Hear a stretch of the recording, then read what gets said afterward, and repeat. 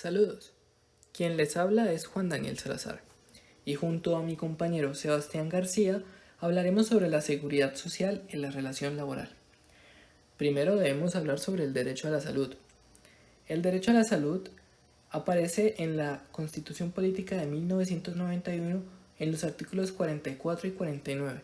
Sin embargo, se debe esperar hasta la Ley Estatutaria de Salud de 2015 para poderse considerar como un derecho fundamental.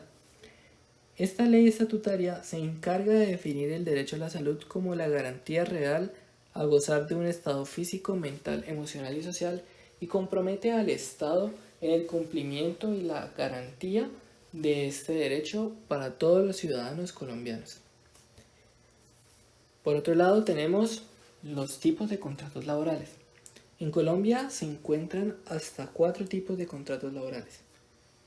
En primer lugar, tenemos el contrato por obra o labor.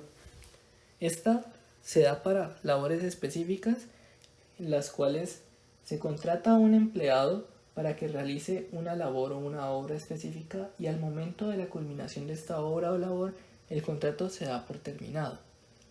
Es decir, el contrato siempre va a llegar a su fin en el momento en el que la obra llegue a su fin. Se suele utilizar mucho este tipo de contratos para obras de construcción.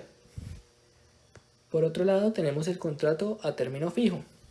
Este tipo de contrato es muy usado en el país y, como su nombre lo indica, tiene una fecha de inicio y una fecha de terminación concreta que ya está estipulada entre el empleado y el empleador. Y esta fecha no puede superar más de los 3 años y a su vez este no puede durar menos de 6 meses. Por otro lado, tenemos el contrato a término indefinido. Y en contraste al contrato a término fijo, este no tiene una fecha de terminación estipulada por el empleador o el empleado y va corriendo a través del tiempo. Para finalizar, tenemos el contrato temporal, ocasional o accidental, y este se define como aquel no mayor de 30 días cuyas labores sean distintas a las actividades normales del empleador. Es decir, este contrato no puede superar los 30 días y además el empleador no puede ordenar al empleado que haga la labor o misión que tiene a cargo. No puede tener la misma actividad el empleado que el empleador. Para finalizar, tenemos las prestaciones sociales, las cuales se definen como cosas o ítems adicionales a los que ya te puede ofrecer un contrato laboral. Las prestaciones sociales solamente se adquieren cuando tienes un contrato laboral y no hacen parte del mismo. Estas son cosas adicionales que están por tener un contrato laboral. Entonces, en primer lugar tenemos las cesantías, el cual las cuales se liquidan una vez al año, las otorga el empleador, se liquidan una vez al año y se calculan utilizando la siguiente fórmula: salario mensual por días trabajados dividido en 360. Además de esto, esas cesantías generan unos intereses y esos se pueden calcular por la siguiente fórmula: cesantías por días trabajados por 0,12 dividido 360. Además de esto, también se obtiene una prima de servicios, el cual es una remuneración que se otorga cada semestre. Se otorga el día 30 de junio y 20 de diciembre y se puede calcular por medio de la siguiente fórmula: salario mensual por días trabajados en el semestre dividido 360. Y al final, el último tipo de prestación social es la dotación. La dotación varía dependiendo de la empresa. Normalmente la empresa otorga uniformes y materiales o objetos para la protección personal de los empleados. Y esto es una parte adicional a su contrato. Entonces entra en prestaciones sociales. Bueno, un cordial saludo de mi parte también y yo les voy a hablar acerca del sistema de pensiones. Entonces, ¿cómo está dividido el sistema de pensiones en Colombia? Lo podemos ver en dos regímenes. Uno, que es el régimen solidario de prima media, y el otro el régimen de ahorro individual con solidaridad. Vamos a empezar con el de prima media. Este va a ser administrado por Colpensiones, en el cual tiene como característica de que todos esos aportes, todos esos dineros van a ir a una cuenta que se llama fondo común. Es una cuenta para todos donde van a ir ingresando y donde van a ir saliendo dineros para los beneficiarios, los cuales se van a beneficiar de una renta vitalicia que consta de una renta mensual que como mínimo, valga la redundancia, es un salario mínimo, no puede ser menos. Esta renta pues eh, va a ser para toda la vida y en caso de fallecimiento los dineros van a ir a los beneficiarios que pueden ser los hijos o la cónyuge.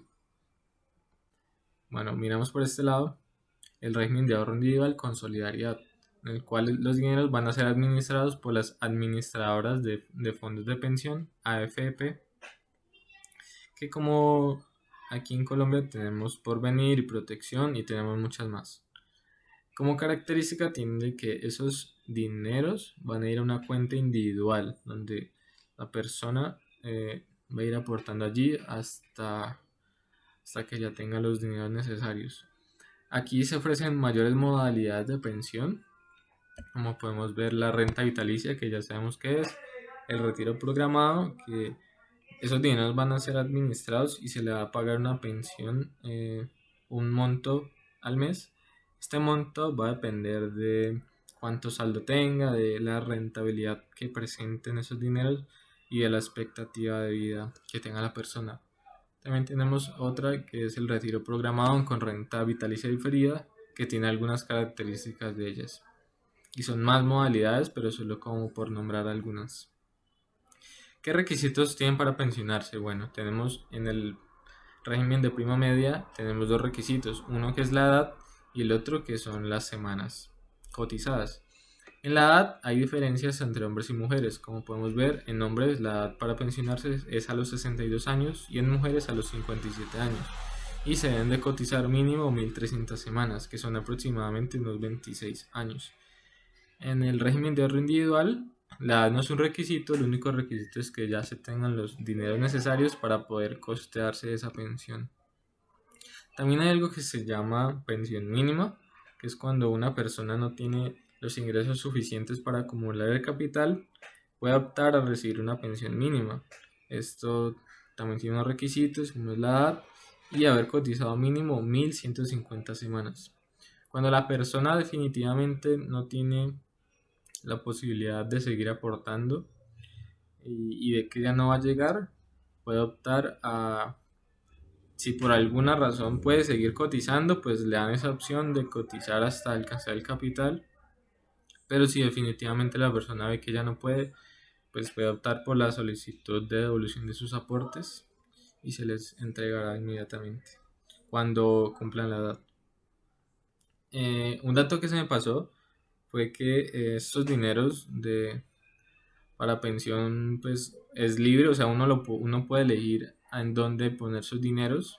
Por defecto van a ir a Colpensiones, pero si uno quiere llevarlos a un fondo privado, lo puede hacer. Se le exige eso al empleador y así lo tiene que hacer.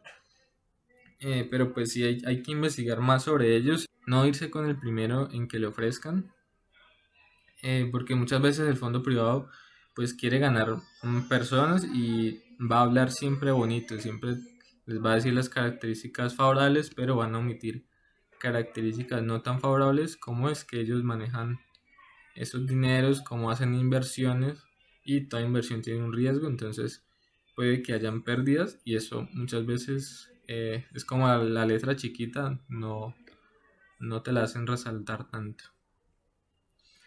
Bueno, sigamos con el sistema de riesgos laborales, que en definición es el conjunto de entidades públicas y privadas que tienen como fin de prevenir, proteger y atender a los trabajadores que se enfrenten a enfermedades o accidentes que puedan ocurrir en el trabajo. Esa es la característica importante, que ocurran en el trabajo o por el trabajo. Como eje central tenemos a los trabajadores, por supuesto, que van a verse enfrentados a accidentes de trabajo o a enfermedades laborales. El empleador, que va a estar cubriéndolos, tiene la obligación de afiliarlos a una administradora de riesgos laborales, las cuales eh, van a hacer la función de cubrirlos frente a esos siniestros que puedan pasar. También tenemos entidades que son entidades reguladoras, vigilantes, van a hacer esa labor como lo es la Superintendencia Financiera de Colombia, la Superintendencia Nacional de Salud. Ya por último tenemos al Ministerio de Trabajo, que va a constar de otras entidades como son la Dirección de Riesgos Laborales, las juntas de calificación de invalidez, los inspectores de trabajo y los fondos de riesgos laborales. Y ya aquí abajo tenemos al Ministerio de Salud y al Ministerio de Hacienda. Y bueno, esto sería todo. Espero que haya sido de su agrado. Muchísimas gracias.